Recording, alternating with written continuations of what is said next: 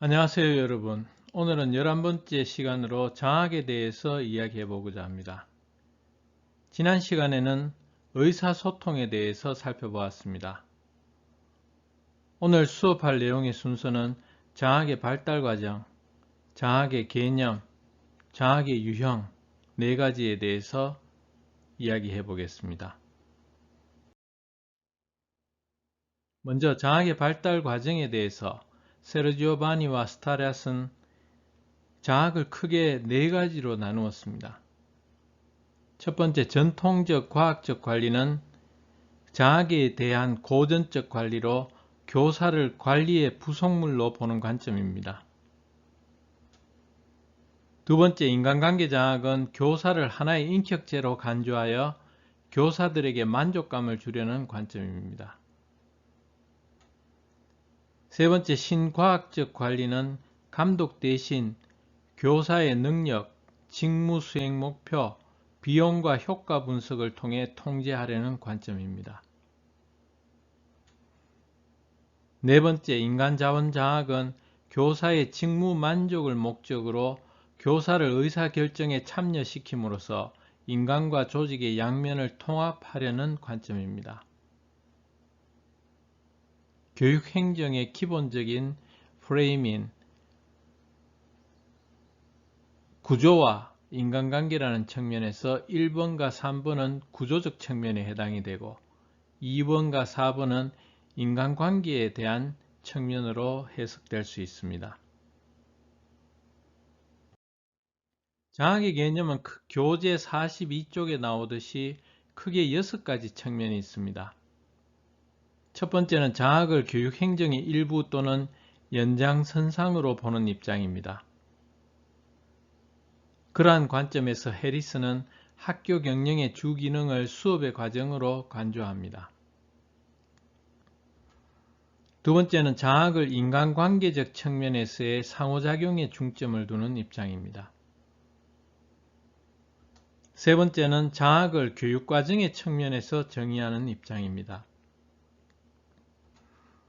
네 번째는 장학을 수업의 측면에서 정의하는 입장입니다. 다섯 번째는 장학을 경영적 측면에서 정의하는 입장입니다. 마지막 6번째는 장학을 지도성의 측면에서 정의하는 입장입니다.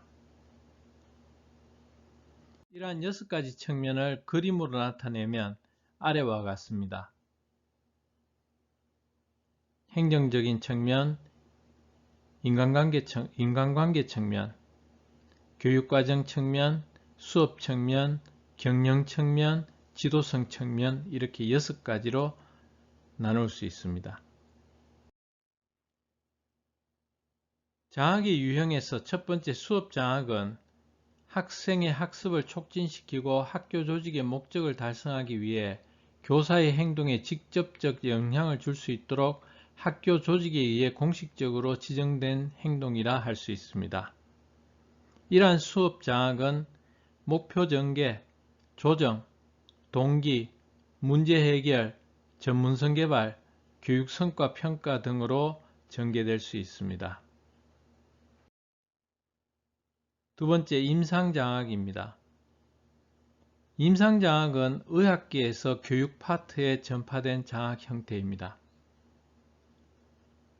이런 비슷한 예로 PBL이라는 것이 있습니다.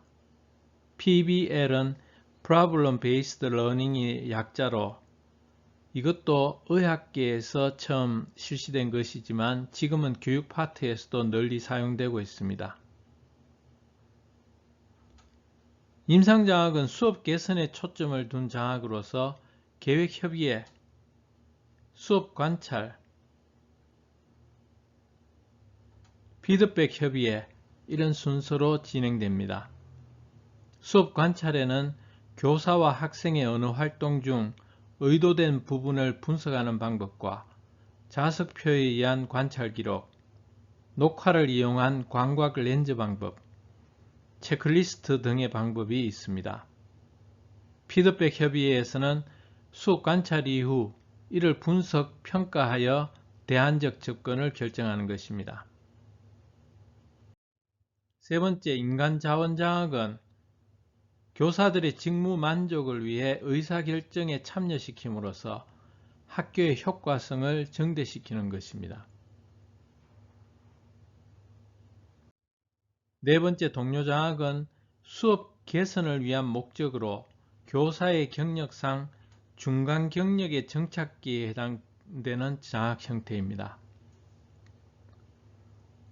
긍정적 측면은 친밀한 분위기 속에서 교수 방법을 서로 나누어 가질 수 있다는 것입니다.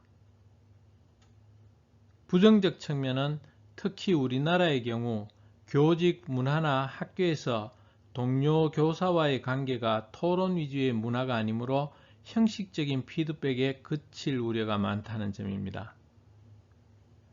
더욱이 초임 교사나 후배 교사가 경력 있는 선배 교사에게 수업을 참관한 후 수업 개선에 대한 조언이나 피드백을 제시하기는 어려운 상황이겠죠. 이상으로 오늘은 장학에 대해서 살펴보았습니다.